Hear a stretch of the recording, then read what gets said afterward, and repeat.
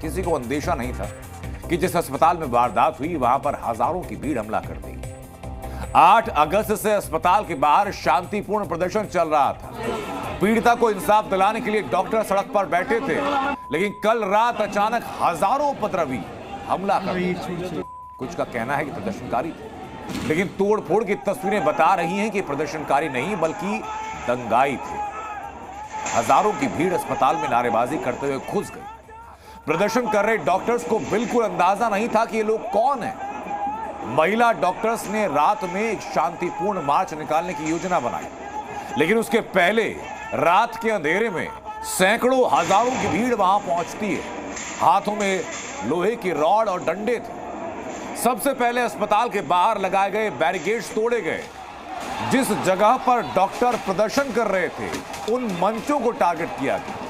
अगर ये वाकई प्रदर्शनकारी होते तो ऐसा करते क्या? पहले प्रदर्शन स्थल तोड़ा, उसके बाद उपद्रवी अस्पताल की तरफ बढ़े। जहां पहले इमरजेंसी रूम तोड़ा गया, उसके बाद सीसीटीवी सर्वर रूम को खत्म कर दिया गया, बर्बाद कर दिया गया। हम लोग बहुत बुरी तरीके से फंसे हुए हैं। यहाँ का कोई भी जो नॉर्मल पुलिस है वो कंट्रोल नहीं कर पा रहा है। ये लोग हजारों के संख्या में मॉब आया है।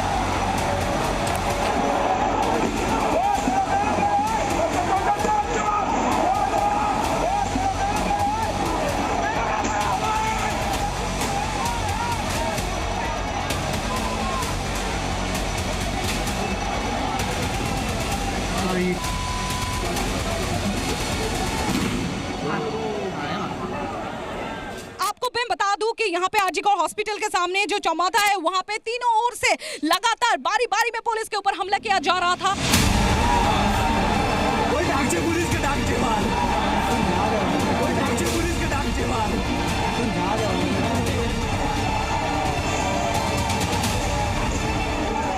आप देख सकते हैं कि किस प्रकार से जो आम लोगों की जो बेसिक फैसिलिटीज दिया जाता है उसको तोड़फोड़ किया गया। सीबीआई इंक्वायरी का प्राइमरी स्टेज है। फॉरेंसिक एक्सपर्ट्स वो दिल्ली से आए हुए हैं और ऐसी स्थिति में, ऐसे समय में जल्द से जल्द क्या कोई सबूत मिटाने की कोशिश किया जा रहा है?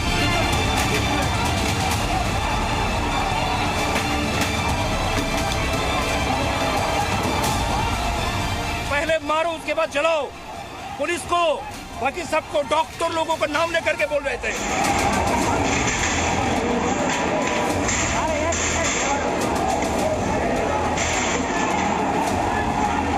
वो लोग अंदर घुस गए और आके हम लोग सच में अपनी जान बचाने के लिए यहाँ से भागे।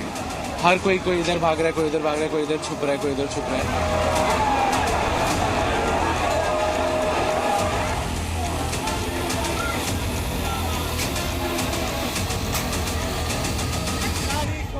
हुआ है नाइट में हम लोग का कोई सिक्योरिटी नहीं है, ठीक है। हम लोग कैसे ड्यूटी करें? हर वक्त जो कोई भी आकर भांगचूर करके चला जा रहा है। अभी डर है हम लोग के, कल जब कभी भी हम लोग का डेथ हो सकता है।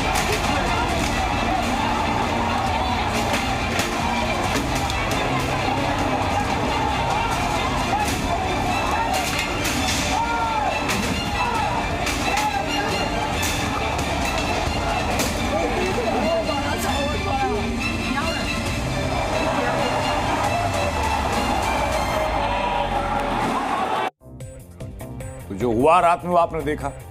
एक और वीडियो दिखाते हैं आपको जो बंगाल पुलिस के जवानों से जुड़ी है, क्योंकि जिस वक्त उपद्रवियों ने नारेबाजी शुरू की उस वक्त पुलिस वहां थी, लेकिन जैसे ही उपद्रवियों ने हंगामा शुरू किया उसके पहले पुलिस के जवान वहां से गायब हो गए। पता नहीं चला कि कहां गए। और इधर पुलिसकर्मी हटते हैं तो उधर अस्पताल के अंदर तोड़फोड़ शुरू हो जाती है। मकसद था हंगामा करना, तोड़फोड़ करना, और एक साजिश के तहत इमरजेंसी रूम वाली बिल्डिंग को टारगेट किया गया। वजह यह है उसके पीछे की कि इसी बिल्डिंग में सीसीटीवी का सर्वर रूम था। इसी सर्वर रूम में पूरे अस्पताल की सीसीटीवी फुटेज रिकॉर्ड होती है। उस रात की रिकॉर्डिंग भी उसी रूम में थी जिस रात उस ट्रेनी डॉक्टर के साथ बेरहमी हुई। ट्रेनी डॉक्टर की बेरहमी से हुई हत्या को लेकर सत्ता और विपक्ष के बीच हंगामा है।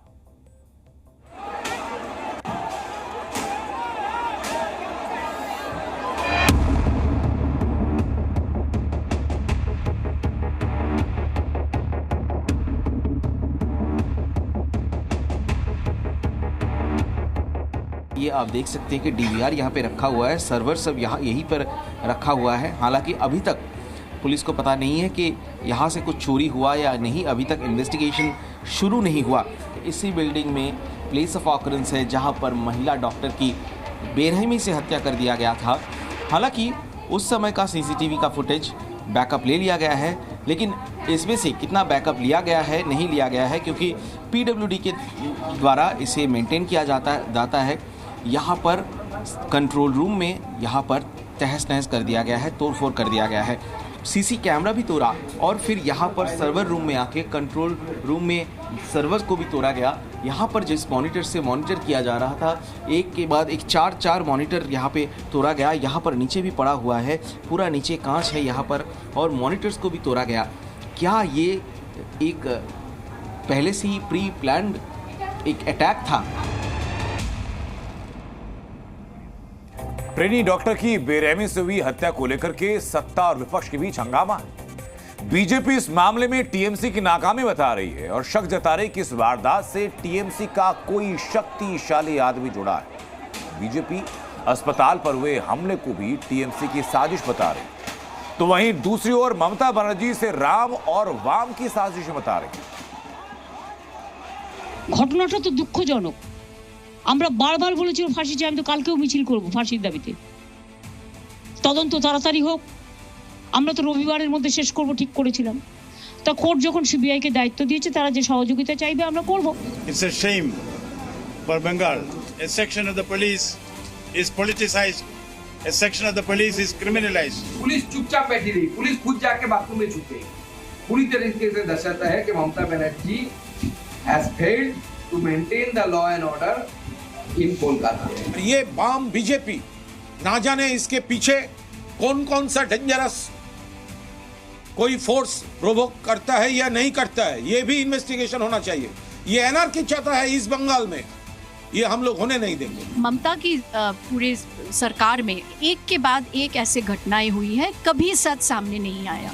निश्चित तौर पर वहाँ जो लोग प्रशासन में हैं, सत्ता में हैं, मुझे उम्मीद है कि वो ऐसा विश्वास, ऐसा माहौल बनाएंगे, दोषियों को समयबद्ध अदालत में उनको दंड मिले। ऐसा कोई प्रूफ अभी तक ना तो पुलिस, ना तो प्रेस, ना तो कोई दूसरा राजनीतिक या पॉलिटिकल पार्टी हम लोगों को ये दे सकता है कि DYFI, SFI, एडवा का कोई भी वामपंथी कोई भी लोग या हॉस्पिटल का तोड़फोड़ किया या किसी भी के खिलाफ कोई भी ऐसा काम किया हो जो उन लोगों के लिए खराब हो। इस वारदात और कल हुए उपद्रव में ममता बनर्जी बुरी तरीके से फंस चुकी हैं। ममता की सरकार पर लॉ एंड ऑर्डर न सवाल पाने के आरोप लग रहे हैं। हालांकि ममता बनर्जी ने अस्पताल में हुई तोड़फोड़ को वाम नाम की राजनीति बताया, क्योंकि ममता बनर्जी के मुताबिक वाम और राम की राजनीति करने वाले अशांति फैला रहे हैं। ছাত্র ছাত্রীদের কোনো দোষ দিচ্ছি না, বহিরাগত কিছু রাজনৈতিক লোক যারা বাংলায় অশান্তি করতে চান, বাম এবং রাম, তারা একত্রিত হয়ে এই গন্ডগোলটা করেছে। क्या आपको लगता नहीं है कि डॉक्टर की हत्या के दिन से इस मामले में कुछ छिपाया जा रहा है? पश्चिम बंगाल में कोई है जो अपने किसी खास को बचाने के लिए सब कुछ मैनेज कर रहा है? क्या कोई बड़ा व्यक्ति जो अपने खास को बचाने के लिए सारे सबूत मिटाना चाहता है, या कोई ऐसा है जो सब कुछ अपने कंट्रोल में करना चाहता है? एक ऐसा बाहुबली जिसके चक्रव्यूह को तोड़ना सीबीआई के लिए सबसे मुश्किल टास्क होगा। क्या पूरा सिस्टम किसी एक के हिसाब से चल रहा है? क्या किसी खास तक पहुंचने के सारे रास्ते बंद किए जाने की कोशिश है? लग रहा है जैसे अस्पताल प्रशासन से लेकर पुलिस और उपद्रवी सब कोई उसके इशारे पर काम कर रहा है। ऐसा लग रहा है जैसे बंगाल के अज्ञात बाहुबली ने सबसे पहले अस्पताल प्रशासन को मैनेज किया। उसने अस्पताल प्रशासन से पीड़िता परिवार को गलत जानकारियां पहुंचाई, हत्या को आत्महत्या तक पहले बता दिया गया था। ऐसा लगा जैसे इस अज्ञात बाहुबली ने बंगाल के सत्ताधारी नेताओं को मैनेज कर लिया है। बंगाल सरकार ने वारदात की जांच पुलिस को करने दी, सीबीआई के हवाले शुरुआत में नहीं की। यह लग रहा है जैसे बंगाल के अज्ञात बाहुबली ने पुलिस प्रशासन को मैनेज कर लिया है। जांच के दौरान कई अहम लोगों से पूछताछ तक नहीं की गई। और परिवार ये कह रहा है कि पुलिस ने मामला सेटल करने का दबाव बनाया था। शक यह भी कि जैसे बंगाल के अज्ञात बाहुबली ने उपद्रव करवाकर अपना आखिरी वार चला सारे सबूत मिटाने के लिए। इस वारदात की सीबीआई जांच से ठीक पहले यह चीज हुई और सीबीआई जांच ठीक से ना हो उसके लिए कल देर रात उपद्रव कराया गया। सीसीटीवी सर्वर रूम को तहस नहस कर दिया गया। लेकिन वो कौन है जिसे बचाने के लिए सब कुछ किया जा रहा है? क्या सब कुछ इसीलिए ताकि असली अपराधी पकड़ा ना जाए? सवाल यही है। किसे बचाने की कोशिशें की जा रही हैं? सवाल यही है कि किसे बचाने के लिए सबूतों को खत्म करने की हर मुमकिन साजिश रची जा रही है। रात के अंधेरे में कोलकाता जिस हंगामे का गवाह बना, उस घटना की तस्वीरें कई बड़े सवाल खड़े करती है। सवाल यह कि आखिर हंगामा करने वाले ये सारे किरदार कौन हैं? इनकी पहचान क्या है जो वहां पहुंचे थे? सबसे पहले सड़क पर हुए उपद्रव का एक वीडियो में दिखाता हूं आपको। इस वीडियो में आपको कुछ लोग नजर आएंगे और सबसे पहले जिसके ऊपर आपकी नजर पड़ेगी वो आपको इस वीडियो में एक दाईं तरफ एक शख्स खड़ा है। देखिए, ये भागदौड़ के दौरान अपनी शर्ट निकाल कर लहराता है। लग रहा है जैसे पुलिस और सुरक्षा बलों को चुनौती दे रहा हो। आप वीडियो को गौर से देखेंगे तो आपको कोने में खड़ा एक और शख्स नजर आएगा जो तेजी से नीचे की तरफ झुकता है, पत्थर उठाता है और पुलिस की तरफ फेंक देता है। वीडियो के इसी हिस्से में एक और शख्स है जो बार बार हाथ हिला रहा है और पुलिस को चैलेंज कर रहा है। आमतौर पर कोई आम प्रदर्शनकारी पुलिस और सिस्टम को ऐसे चुनौती नहीं देता है कि खुलेआम उठाकर पत्थर फेंके या शर्ट लहराए। जिस तरह से लोग सड़क पर खड़े हैं उसे देखकर पहली नजर में कहीं से नहीं लगता कि प्रदर्शनकारी हैं, बल्कि साफ लगता है कि उपद्रवी हैं और इसी वजह से इनको लेकर कई सवाल भी उठ खड़े हुए हैं। सवाल ये कि आखिर भीड़ में शामिल उपद्रव करने वाले लोग कौन हैं? क्या वाकई वो छात्र हैं और सिविल सोसाइटी के मेंबर्स हैं जो प्रदर्शन की अपील पर पहुंचे थे, या फिर ये किराए की भीड़ थी जो पीड़िता के लिए न्याय मांगने के लिए अभियान को बदनाम करने आई थी? क्या इन लोगों का मकसद माहौल खराब करना था ताकि इसमें जांच को प्रभावित किया जा सके और सबूत खत्म किए जा सके? इन उपद्रवियों की कुछ और खास तस्वीरें सामने हैं, वो दिखाऊंगा आपको। उसके पहले जरा सुनिए कि विपक्षी बीजेपी के नेता क्या कह रहे हैं और आरोप जो लगा रहे हैं कि अस्पताल के अंदर हुए उपद्रव और उसमें शामिल भीड़ दोनों के दोनों प्रायोजित। बंगाल में कानून व्यवस्था ध्वस्त हो चुकी है, इसका प्रमाण मिल चुका है और ये भी समझ में आ रहा है कि कैसे बंगाल में मां माटी मानुष नहीं, बलात्कारी बचाव चल रहा है। पहले दिन से प्रयास एविडेंस को डिस्ट्रॉय करो, इस गैंग रेप को किसी ना किसी तरीके से सुसाइड का शक्ल दो, किसी ना किसी तरीके से सत्य को दबाओ। प्रिंसिपल को प्रमोट किया गया, क्या क्या नहीं किया गया। और आज भी वही राह पर जिस प्रकार से इस राज्य प्रायोजित हिंसा को होने दिया गया, ये आई विटनेस अकाउंट्स भी है, वहां के जो डॉक्टर्स हैं उनके बयान भी है, वीडियोस भी है। अभी आपने कोलकाता के अस्पताल में बवाल करने वालों की तस्वीरों का एक हिस्सा देखा है, सिर्फ एक हिस्सा देखा है आप। एक और हिस्सा देखना भी बाकी है। इस हंगामे की शुरुआत हुई थी अस्पताल के बाहर, उसी वक्त की तस्वीर आपको दिखा रहा हूं।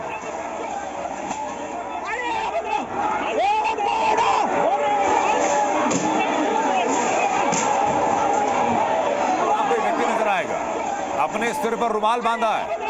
ये पहले बैरियर गिराता है, फिर बैरियर के ऊपर चढ़ता है और चिल्लाता है। ये तस्वीरें बता रही है मानो ये भीड़ को भड़का रहा हो। इस शख्स को देखिए जिसने सर के ऊपर रुमाल बांधा है और बैरिकेड के ऊपर चढ़कर चिल्ला रहा है। एक और शख्स है जो इस पूरी घटना को अपने मोबाइल में रिकॉर्ड कर रहा है। एक और तस्वीर में दिखाता हूं आप। अगली तस्वीर है अस्पताल के अंदर की, जहां यही व्यक्ति जो बाहर था वो दोबारा नजर आता है। ये अंदर पहुंचता है और सबसे पहले अस्पताल के अंदर लगे सीसीटीवी कैमरास को तोड़ता है। इसके साथ आए लोग डंडों से अस्पताल में तोड़फोड़ शुरू कर देते हैं।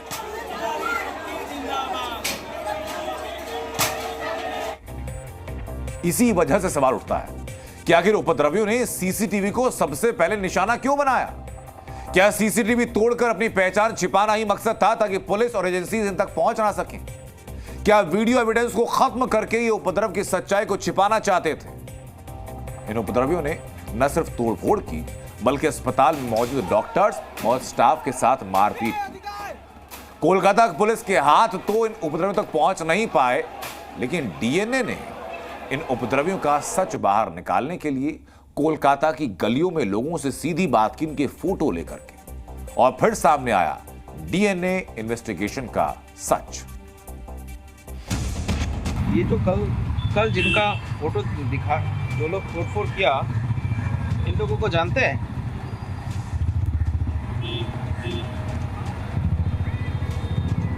तो इधर घूम जाइए ना। जानते हैं इनको? इनमें से किसी को नहीं जानते। ये पुलिस की तरफ से कुछ फोटो रिलीज किया गया, कल जो हंगामा किया यहाँ पे, इनको जानते हैं? कभी आसपास में इलाके में देखे? इनको कभी देखे इधर आसपास में? ये लोग बोलो। हाँ,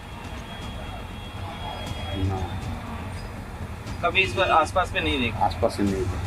इनके ये पुलिस की तरफ से रिलीज किया गया है ये फोटो, जिन्होंने कल यहाँ पे तोड़फोड़ किया। नहीं बाबू, देखे कभी? किसी को जानते? ना चीनी लगा। आप यहाँ पे ही रहते हैं ना? हाँ।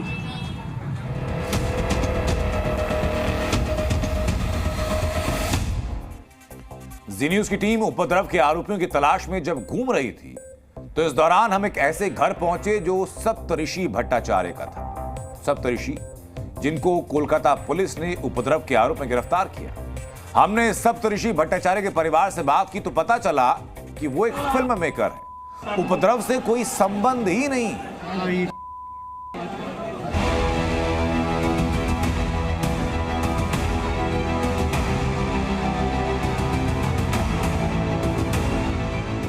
कल रात को आरजीकर में हुए घटना के बाद 9 लोगों को अरेस्ट किया है पुलिस ने। उसमें एक नाम सामने आया है जो जिसका नाम है सप्तऋषि भट्टाचार्य, जो कि ये बिराटी के रहने वाले। इस वक्त मैं खड़ा हूँ बिराटी में सप्तऋषि के घर के एकदम सामने, और सप्तऋषि के घर वाले जो अभी लौट रहे थे लाल बाजार से, वो लोग कह रहे हैं कि कल रात को 11:30 बजे डिनर करने के बाद सप्तऋषि घर से निकले और बोल के गए थे पहले वो डनलप जाएंगे, फिर आरजीकर भी जा सकते, ऐसे बोल के गए थे। और आरजीकर से वो एक फेसबुक लाइव भी किया था, ऐसे उनके घर वालों का बात है, वो कहा है। लेकिन उनका एक बात साफ साफ बोल रहे हैं कि सप्तऋषि ऐसे घटना में किसी भी हालात में कनेक्टेड नहीं है, उसे कनेक्ट किया जा रहा है, ऐसा दावा कर रहे हैं वो लोग। आज सुबह 12 बजे के बाद हम लोगों के पास खबर आया कि उसको कोई पकड़ के ले गया है, वो कोलकाता पुलिस ही है। तो हम लोग बहुत इधर उधर खोज खबर लगाया, बट तभी तक हम लोगों को कुछ भी पता नहीं था। हम लोग कोशिश कर रहे हैं उसको छुड़ाने के लिए, अभी पता नहीं क्या होगा, बट मेरा रिक्वेस्ट यही है कि कोई अगर कुछ भी नहीं किया है उसको उठा के ले जाके, ऐसा ना किया अगर हुआ तो बहुत ही अच्छा होगा, क्योंकि हम लोगों का फैमिली है। कल रात आरजीकर अस्पताल में जो तोड़फोड़ और हंगामा हुआ, उससे इंसाफ की मांग कर रहे असली प्रदर्शनकारियों को दहशत से भर दिया है। आज वहां के क्या हालात हैं, हमारी सहयोगी मौमिता चक्रवर्ती हमारे साथ जुड़ चुकी हैं। मौमिता, जरा बताइए कि इस वक्त वहां की तस्वीरें क्या हैं, और कल रात जो हुआ उसके बाद आज रात की तस्वीरें क्या हैं वहां पर?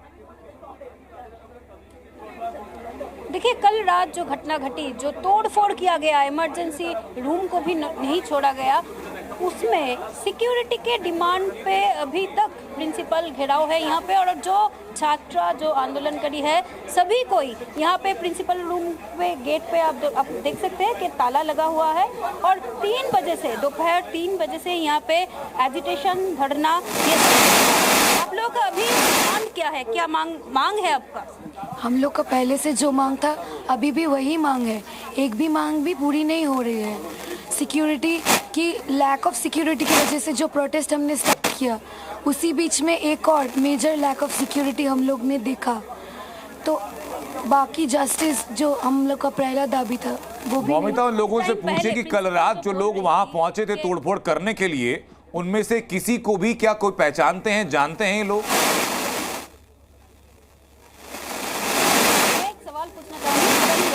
घटना घटी, जो तोड़फोड़ के अंदाजे से जो कोई भी चेहरा आप लोगों की पहचान का है?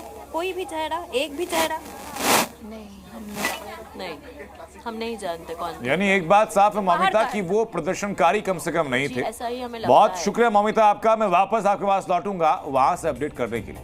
तो आपने खुद सुना वहां प्रदर्शनकारी डॉक्टर्स को कि कल रात की भीड़ में से कोई एक भी चेहरा उनकी जान पहचान का नहीं था, यानी वो सिर्फ उपद्रवी थे, संभवतः किराए की भीड़ थे, अस्पताल के लोग नहीं थे। पहले जघन्य रेप और मर्डर, उसके बाद कार्रवाई करने में नाकाम पुलिस। ये हालात देखकर अब सड़क से लेकर सोशल मीडिया तक लोग बातें कर रहे हैं। पश्चिम बंगाल में लॉ एंड ऑर्डर की जो हालात हैं, जो स्थिति है कि उसे ठीक करने के लिए योगी मॉडल अपनाना होगा। जिस तरह योगी सरकार ने उत्तर प्रदेश में दंगाइयों के पोस्टर लगा दिए थे, उनकी पहचान सार्वजनिक कर दी थी, उसके बाद उपद्रवियों के घरों पर बुलडोजर चलवाया गया था, क्या वैसा ही एक्शन पश्चिम बंगाल में होना चाहिए या नहीं? आज डीएनए में ऑडियंस पोल में यही सवाल हमने पूछा था। हमने लोगों से पूछा था कि क्या पश्चिम बंगाल में महिला सुरक्षा के लिए योगी मॉडल जरूरी है, हाँ या नाम, इसका जवाब देना था। तो लोगों के रिएक्शन हमारे सामने आ गए और पोल में आपके सामने बताने जा रहा हूं कि लोग क्या सोचते हैं। लोगों ने कहा 86.2% लोगों ने इसका हाँ में जवाब दिया, यानी ये लोग मानते हैं कि पश्चिम बंगाल में महिला सुरक्षा के लिए योगी मॉडल लागू होना चाहिए, प्रदर्शनकारियों की पहचान सार्वजनिक होनी चाहिए और उसके बाद उनके ऊपर एक्शन होना चाहिए। लगभग 30,800 से ज्यादा लोग अब तक इस मामले में अपनी राय दे चुके हैं। 13% लोग कहते हैं कि ऐसा नहीं होना चाहिए, पश्चिम बंगाल में महिला सुरक्षा के लिए योगी मॉडल जरूरी नहीं है, तो 0.6% लोगों ने इस पर कोई राय नहीं दी। आपको बता दूं कि इस ऑडियंस पोल में 30,000 से ज्यादा लोगों ने अपनी राय दी है। ये एक बड़ा जनमत होता है किसी राज्य के नीति निर्धारण पर अपनी राय बताने के लिए। पश्चिम बंगाल की निर्भया का मुद्दा देश का मुद्दा बन चुका है। आज प्रधानमंत्री मोदी ने लाल किले की प्राचीर से पश्चिम बंगाल की निर्भया पर अपने विचार रखे, महिलाओं के सम्मान की बात करते हुए इस घटना का जिक्र किया और पूरे देश के आक्रोशित होने की बात कही। एक समाज के नाते हमें गंभीरता से सोचना होगा कि हमारी माताओं, बहनों, बेटियों के प्रति जो अत्याचार हो रहे हैं, उसके प्रति देश का आक्रोश है, जन सामान्य का आक्रोश है। इस आक्रोश को मैं महसूस कर रहा हूं। इसको देश को, समाज को, हमारी राज्य सरकारों को गंभीरता से लेना होगा। महिलाओं के विरुद्ध अपराधों की जल्द से जल्द जांच हो, राक्षसी कृत्य करने वालों को जल्द से जल्द कड़ी सजा हो, वो समाज में विश्वास पैदा करने के लिए जरूरी है। जी न्यूज़।